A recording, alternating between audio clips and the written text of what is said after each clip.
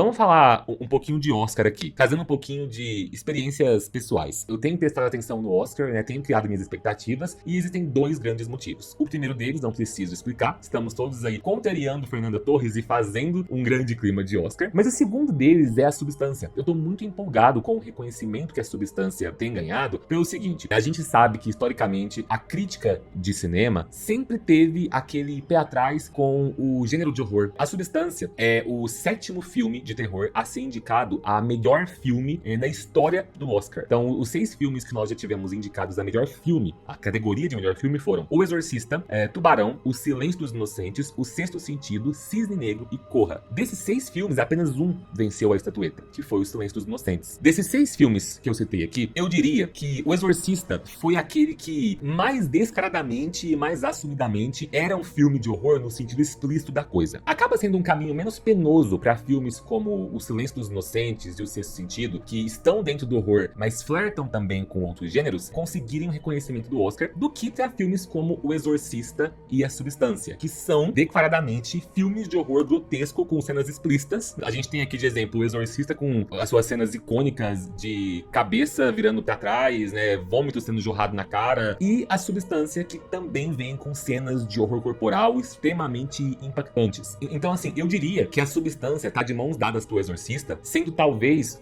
os únicos 2 filmes de horror que já foram indicados na história do Oscar da categoria de melhor filme que trazem esse horror extremamente explícito e brutal. Só que A Substância tem ainda uma coisa que o Exorcista não tem. O Exorcista, por mais impactante que sejam as cenas, ele utiliza do artifício da fé católica muito reconhecível para a sociedade ocidental como um todo, e lidando com essa noção de bem e mal, ele vai para um clima de tensão que deixa o espectador num horror que alguns poderiam considerar mais sério. Enquanto A Substância, ela apela para uma linguagem do absurdo que vem usar um pouquinho daquela comicidade sádica que existe dentro do gênero de horror, que eu amo tanto, que tantos filmes utilizam bem e que nunca tinha dado as caras no Oscar, sabe? Pelo menos não na categoria de melhor filme. É muito gratificante ver que A Substância é o primeiro filme de horror trazendo esse horror do absurdo de forma tão explícita, com esse humor sádico, a estar ali no Oscar, entre outros filmes incríveis, concorrendo a uma estatueta. Eu sempre penso que essas premiações, elas trazem algo que é como se fosse um exercício